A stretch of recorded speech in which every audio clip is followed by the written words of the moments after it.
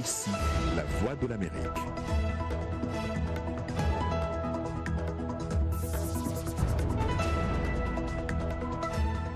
Madame, Messieurs, bonsoir. Bienvenue dans Le Monde aujourd'hui. Voici les titres de ce journal. Comment les Congolais préparent-ils la fête de Noël? Nous irons à Kinshasa où les chrétiens ont prié pour la paix tout en ayant les regards tournés vers le 30 décembre.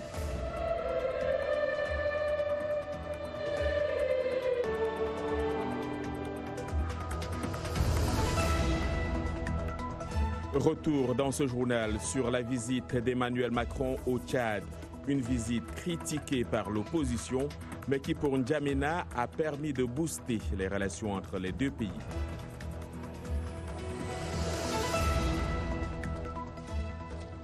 L'Indonésie est en deuil après le puissant tsunami qui s'est abattu sur le pays. De nombreux blessés et dégâts matériels sont à déplorer.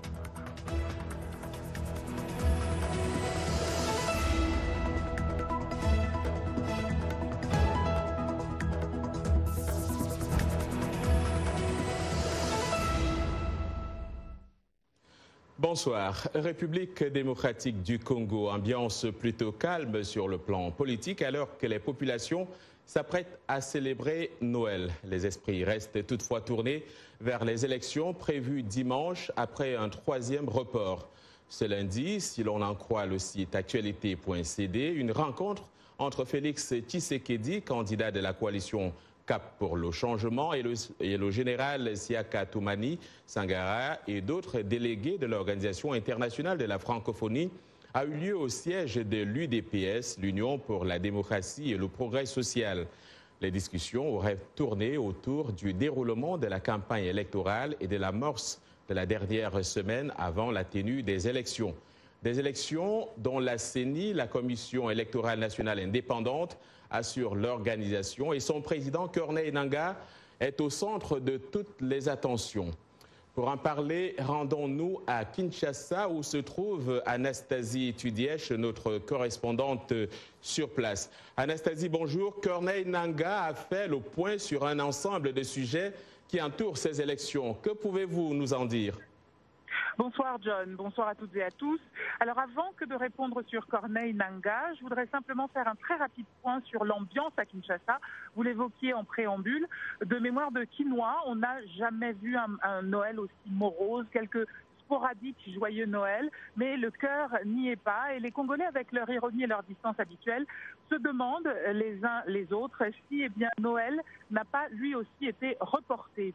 Revenons sur Corneille Nangaa qui a rencontré VOA Afrique ce matin pour faire le point à 6 jours des élections sur la situation des élections. Je lui ai posé 3 questions à Corneille Nangaa, l'homme le plus puissant et le plus controversé de la RDC à l'heure où je vous parle.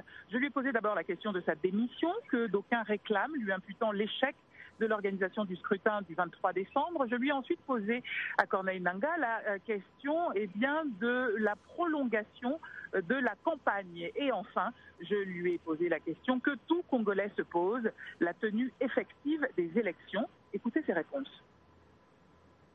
Je suis un serviteur des Congolais. Je ne suis pas indispensable. Je n'ai pas l'intention de démissionner. Est-ce que j'ai échoué? Je ne pense pas que j'ai échoué parce que dans 6 jours exactement aujourd'hui, nous allons avoir les Congolais vont voir ce qu'ils ont entendu depuis tout ce temps. La question de la campagne. La vérité autour de cela est que la loi dit que la campagne dure au maximum 30 jours. Sauf que la même loi aussi, elle dit que non, la campagne se clôture 2 jours avant les scrutins. Vous voyez, c'est un peu une sorte de contradiction. Alors, fallait-il privilégier les 30 jours ou fallait-il privilégier le 48 heures avant l'élection? Ce qui est sûr, quelle que soit l'option qu'on aurait prise, on serait critiqué.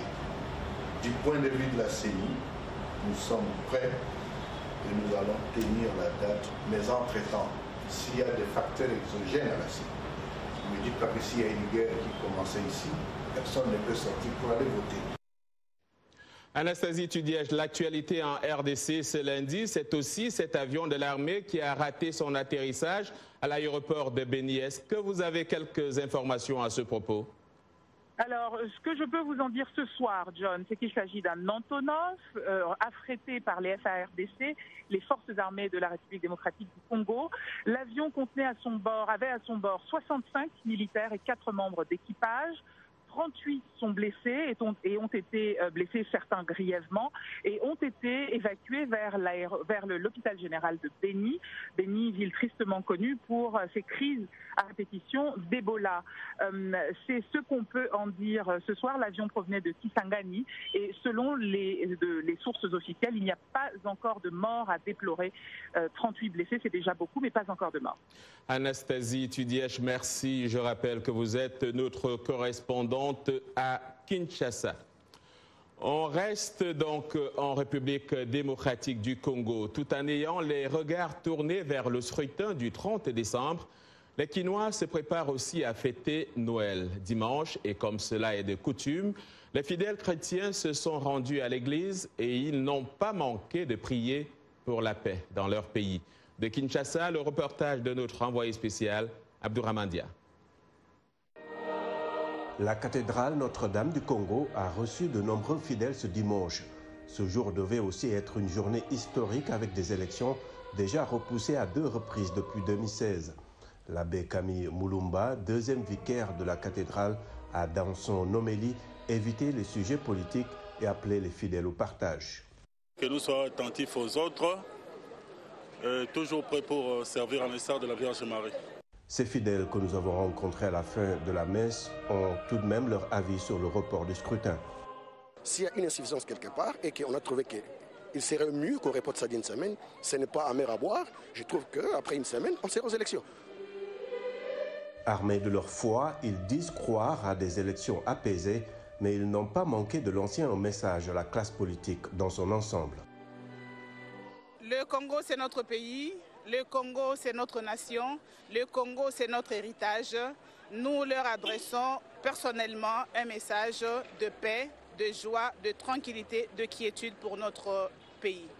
Aux hommes politiques de comprendre que nous sommes tous des créatures de Dieu, nous sommes des pèlerins et il faudra penser au peuple parce que celui qui dirige ne se voit pas lui-même et sa famille. Il faut penser à la masse. La CENCO, la Conférence épiscopale nationale du Congo, ne s'est pas prononcée sur ce 3e report des élections depuis 2016. Elle a prévu de déployer quelques 40 000 observateurs sur le terrain. Abdourahmane Dia, VOA Afrique, Kinshasa. Parlons toujours d'élections, mais d'élections législatives au Togo. Le parti du président Faure Gnassingbé obtient une majorité de 59 sièges pour 91 sur 91 à l'Assemblée nationale. Il s'agit là de résultats provisoires du scrutin du 20 décembre publié lundi. On se souvient que ce scrutin avait été boycotté par la principale coalition de l'opposition et qu'il avait été précédé de violences. Au total, 850 candidats issus de 130 listes ont pris part à ces élections. Le taux de participation officielle est, lui, de près de 60%. Les partis boycottant le scrutin ayant invité leurs partisans à ne pas s'inscrire. Le président français a bouclé sa visite officielle de 48 heures en Djamena, une visite qui a permis à Emmanuel Macron et à son homologue tchadien Idriss Déby Itno de booster les relations bilatérales entre leurs 2 pays, mais aussi d'échanger sur des sujets régionaux d'importance capitale. Pour autant, cette visite d'Emmanuel Macron a aussi été beaucoup critiquée par l'opposition. Arzouma Compaoré. Les 48 heures du président Macron au Tchad se sont achevées après une conférence conjointe dimanche avec son homologue tchadien Idriss Déby. Tous les deux se sont déclarés très inquiets sur l'activité du groupe djihadiste Boko Haram dans la région du lac Tchad. La menace de plus en plus grandissante du terrorisme, en particulier la recrudescence des attaques de Boko Haram. À ce sujet, nous avions réaffirmé notre détermination commune à tout mettre en œuvre pour renforcer la coopération sécuritaire tant au niveau bilatéral qu'avec les autres forces engagées dans cette lutte. Et je veux ici vous dire la fierté qui est la nôtre, la fierté qui est la leur, d'être ici, de servir la France, mais aussi de servir la sécurité et les intérêts d'un allié du plus haut point dans la région. Les déclarations des deux chefs d'État n'ont pourtant pas convaincu l'opposition tchadienne. Qui finance le terrorisme dans le Sahel? Où trouve-t-il les armes, les munitions, la logistique militaire et les finances nécessaires à leur subsistance et leur opérationnalité? Qu'on arrête de jouer et de gouverner et de faire des affaires avec les vies humaines. En marge de la conférence avec son homologue tchadien, le président Macron est intervenu dimanche devant 400 tchadiennes engagées dans la cause féminine, promettant de soutenir l'émancipation des femmes au Tchad et en Afrique à travers plusieurs initiatives. Et en ces temps de fête, le président français a tenu à rendre visite aux forces françaises sur le territoire tchadien, apportant avec lui assez de champagne, de foie gras et de chocolat pour les milliers de soldats français de la force Barkhane qui fêteront Noël loin de leur famille. Pas très loin du Tchad, le gouvernement soudanais fait face à une colère sans précédent. Un mouvement de grève a débuté lundi dans le pays. Il vient s'ajouter à des manifestations contre l'augmentation du prix du pain qui ont entraîné des heurts meurtriers. L'appel à la grève a été lancé dimanche par un rassemblement de professionnels de différents secteurs. Ces manifestations ont fait au moins 8 morts jusqu'ici, selon des responsables et des témoins. Le chef du principal parti d'opposition, Sadek Al-Mahdi, parle, lui, de 22 morts. Il dénonce par ailleurs la répression armée contre un mouvement de contestation qu'il dit légitime. L'Indonésie est en deuil. Un puissant tsunami a déferlé samedi sur les côtes des îles de Java et Sumatra suite à une éruption volcanique. Le bilan ces dernières heures n'a cessé de s'alourdir. Pas moins de 373 personnes ont déjà perdu la vie et environ 1459 autres ont été blessées. De nombreuses personnes sont également portées disparues. On fait le point avec Salwa Jafari. Près de 48 heures après la catastrophe, c'est toujours la course contre la montre pour retrouver les survivants. Les équipes de secours et des soldats tentent de dégager les débris à Sumatra et à Java, alors que des milliers de personnes ont été évacuées sur les hauteurs. Dans ce centre d'accueil, les rescapés ont passé la nuit, la peur au ventre. J'ai peur. J'ai demandé à mon gendre d'aller jeter un coup d'œil sur ma maison. Je ne sais pas quoi dire. J'ai très peur. Je ne suis pas rentrée chez moi ces 2 derniers jours. À Labuan, dans le Pandeglang District, le chef Jajam constate l'ampleur des dégâts. Nous sommes reconnaissants d'être en sécurité maintenant. L'aide arrive des différentes communautés et du centre-ville, mais nous n'en avons pas encore reçu du gouvernement. Le président Joko Widodo s'est rendu aujourd'hui dans la zone touchée pour suivre l'avancée des secours. Le tsunami a frappé soudainement samedi soir les côtes méridionales de Sumatra et l'extrémité occidentale de Java, rasant des centaines de bâtiments. Il est survenu après l'éruption du volcan connu comme l'enfant de Krakatoa, l'Anak Krakatoa. Il s'agit d'un phénomène rare, mais qui, selon des experts, peut se reproduire maintenant que ce volcan est déstabilisé. La Turquie renforce ses effectifs militaires. Le pays a acheminé de nombreux bataillons à sa frontière avec la Syrie en préparation d'une éventuelle offensive après le retrait attendu des troupes américaines dans le nord du pays. L'envoi de ces renforts survient après que le Pentagone a annoncé dimanche la signature de l'ordre de retrait des troupes américaines de Syrie, un retrait que le président Donald Trump veut lent et coordonné avec la Turquie. Le président américain s'est entretenu au téléphone dimanche avec son homologue turc Recep Tayyip Erdogan. Ce dernier a promis samedi d'éliminer les djihadistes et les milices kurdes du nord-est syrien. Vous regardez Le Monde aujourd'hui en direct de Washington sur VOA Afrique.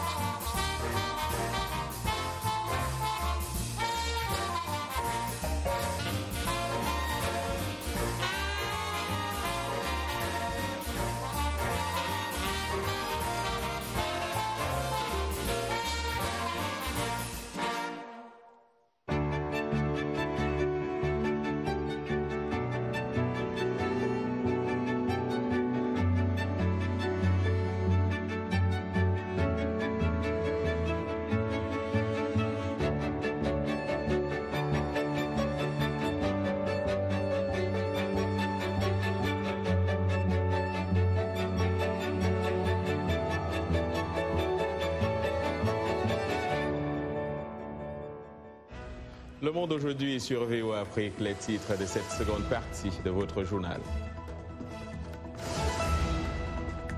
Les Congolais voteront le 30 décembre, un scrutin crucial pour le pays, mais sans issue pour Sarah Lundu Musanga, une étudiante que nous suivrons dans notre série « Nous Congolais ».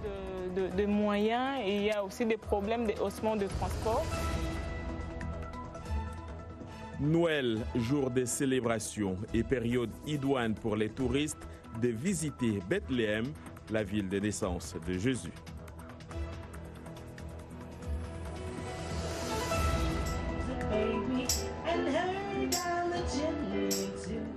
Nous vous amènerons à Washington, le cœur des institutions américaines se transforme souvent aussi en pareille période en un marché de vacances. Visite guidée dans ce journal.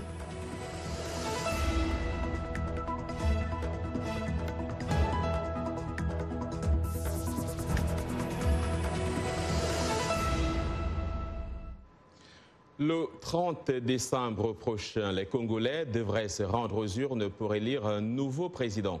Tout au long de ce processus, VOA Afrique vous propose une série de portraits qui donnent un meilleur aperçu sur les électeurs congolais.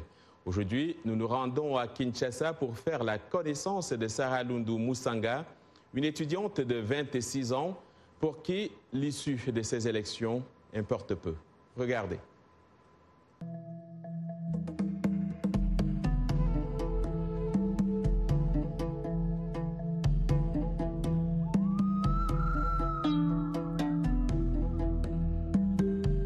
Être congolais, pour moi, veut dire avoir l'esprit fort et dynamique.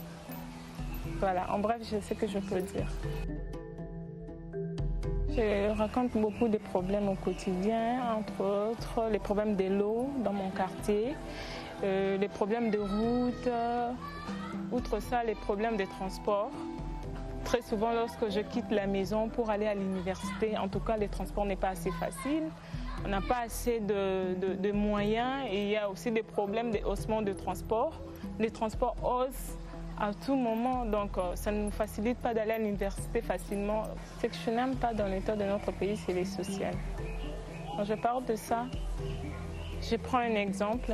Chaque matin quand je sors, des fois je vois des enfants de 6 ans, 7 ans qui vendent les légumes sur la tête. Et moi, personnellement, ça me fait très mal. Pourquoi je me dis, ces enfants devaient être à l'école normalement. Mais vu le développement de notre pays, vu le social de notre pays, ça ne permet pas à ces enfants d'aller à l'école. Pour manger, ils doivent vendre d'abord. Et cela me choque.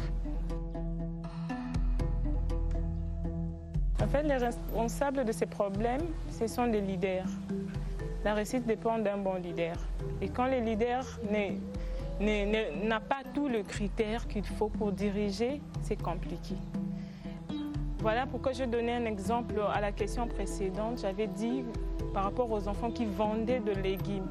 Dis-moi un peu, c'est quel parent qui voudra laisser son fils ou sa fille à cet âge-là de vendre? C'est par manque d'argent. Donc un parent qui n'est pas bien payé, il a 6 enfants, il est payé à 50 000 francs, 100 000 francs, c'est compliqué. Alors tout ça, ce sont des problèmes qu'il faudra que le gouvernement puisse régler ça dans ces pays. Si j'étais présidente dans ces pays, la première décision que j'allais prendre, c'est de faire étudier les enfants de maternelle à 6e primaire gratuitement. Ce que j'attends de notre prochain leader, c'est qu'il nous donne les meilleurs de lui, qu'il nous amène à l'émergence parce qu'il n'y a pas, qu'il nous aide à étudier convenablement parce que ce sont des problèmes qu'on rencontre beaucoup dans les universités, qu'ils aident nos enfants, nos petits qui sont encore en primaire de mieux étudier. C'est ce que moi j'entends de lui en tout cas. Parce qu'un pays sans développement, c'est rien du tout. Alors moi j'aimerais que le développement ne soit pas quelque chose comme un slogan, mais que ce soit la réalité, que ce soit une vérité, que ce soit dans la pratique. Bon, une année après les élections, je pense que la RDC va changer beaucoup de choses. Donc je pense qu'avec un bon leader, on aura déjà des fonctionnaires qui seront mieux payés. Il y aura les institutions qui seront bien organisées, bien sûr. Et je pense que la RDC va émerger avec un bon leader une année après les élections.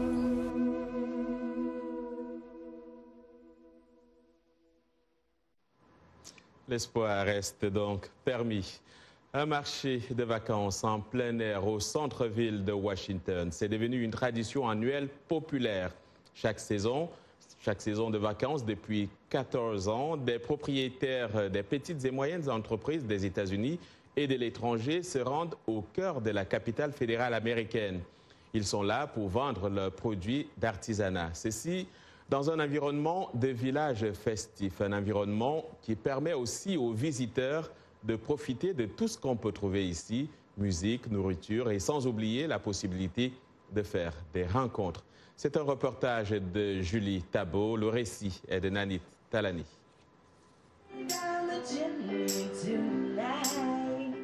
Il y a quelque chose pour tout le monde dans ce marché au centre-ville de Washington, D.C. C'est facile de trouver le parfait cadeau de fin d'année et même de rencontrer l'artiste qui l'a conçu. Je travaille à la flamme. Je fabrique un pendentif en verre avec mon chalumeau. Être ici et rencontrer des gens qui apprécient ce que je fais est très important pour moi. Hector Zarate représente 17 artisans indigènes péruviens dont les créations originales incluent des ornements, des miroirs et des vêtements en alpaga tissés à la main. Il dit que les gens aiment rencontrer ou découvrir les personnes qui se cachent derrière les produits. L'idée du contact entre le client et l'artiste ou les personnes qui représentent l'artiste est plus important pour eux. Ils se sentent connectés et ils ont l'impression de soutenir les business locaux. C'est un moyen d'obtenir des objets authentiques, faits à la main et qui ont une signification qui dépasse peut-être ce que vous pouvez trouver dans un grand magasin pour votre famille. C'est aussi une expérience de shopping plus personnelle, car vous parlez peut-être directement à l'artiste ou à la personne qui a fabriqué le magnifique morceau de bois sur lequel vous allez servir votre fromage.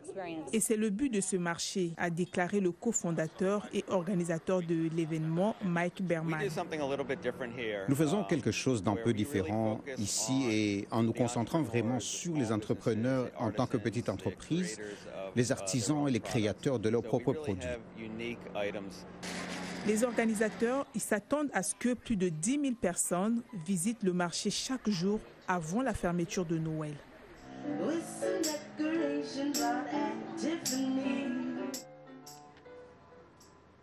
Alors en présent en Côte d'Ivoire, dans la capitale ivoirienne à Abidjan, à l'approche de Noël, les jouets d'occasion envahissent les marchés des quartiers populaires tels qu'à Djamé, Trashville, Yopougon, à Bobo et même la chic municipalité de Cocody. Pour les parents ivoiriens, se rendre dans les étals et les magasins devient alors un impératif si l'on veut avoir des articles de qualité à moindre coût. Voyons cela avec cet élément de Didil Diko.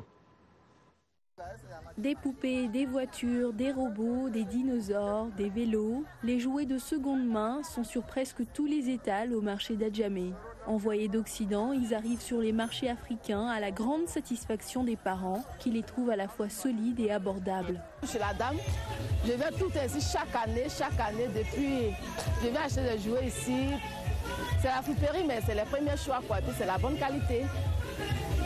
Et elle fait aussi moins cher, c'est bien. Le prix est un facteur déterminant pour les parents qui n'hésitent pas à marchander avec les commerçants. On dit 40, je dis qu'il faut enlever 5 000, ça va faire 45. Pardon, un petit. Kofi explique que financièrement, les temps sont durs pour beaucoup d'Ivoiriens et qu'il est donc important d'investir dans un jouet durable. Bon, d'abord, il y a la crise, effectivement, c'est pas facile pour les enfants, pour les parents que nous sommes. Et aussi, lorsque nous le prenons ici, ça dure avec nous. Les autres, lorsque nous les prenons, le même jour même, ça commence à se détériorer. Mais là, ça reste longtemps. Sabine a un magasin où elle vend des jouets d'occasion. Elle est en quelque sorte une référence. Les parents achètent dans son commerce toute l'année, mais Noël est la période la plus profitable. Moi, je vends toute l'année, mais chaque année qu'il y a fête là, ça marche bien. Et puis s'il y a un anniversaire, les gens viennent payer avec moi pour donner cadeau à l'anniversaire. À quelques heures du grand moment, les parents ont encore un peu de temps pour trouver des cadeaux pour leurs enfants. Direction Bethléem en Palestine, où la saison de Noël est aussi une saison touristique. En effet, selon le ministère palestinien du tourisme, la ville de naissance de Jésus reçoit cette année un nombre record de visiteurs, ce qui n'est pas pour déplaire aux propriétaires de magasins de ce lieu de pèlerinage chrétien. Arzouma Compaoré. Au bas d'un arbre de Noël de 16 mètres installé sur la place de la Nativité, des pèlerins se faufilent à travers les 3 passages en grès de l'église de la Nativité à Bethléem, une basilique séculaire dont la grotte est, selon les chrétiens, le lieu de naissance de Jésus. Nous avons décidé de venir ici parce que cela fait partie de notre foi. C'était un de nos objectifs avec mon ami et finalement c'est arrivé aujourd'hui. Ça fait plus de 6 ans que nous prions pour cela.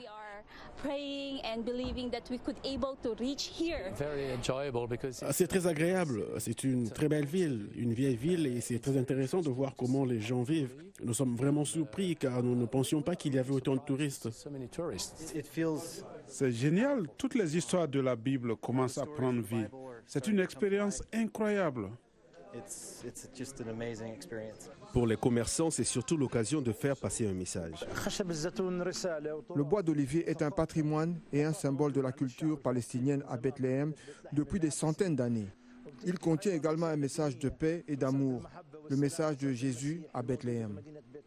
Selon l'association des hôteliers de la ville, le taux d'occupation des hôtels à Bethléem devrait dépasser 95% d'ici la fin décembre. Je pense que cette année est la meilleure que nous ayons jamais connue. Nous n'avons jamais reçu autant de touristes en Palestine. Et je pense que cela est dû aux efforts déployés au niveau officiel et en coopération avec le secteur privé. Un tourisme qui semble se rétablir après la baisse des attaques au couteau et à la bombe qui avait ramené le nombre de visiteurs dans la ville biblique à son plus bas niveau en 10 ans, en 2015.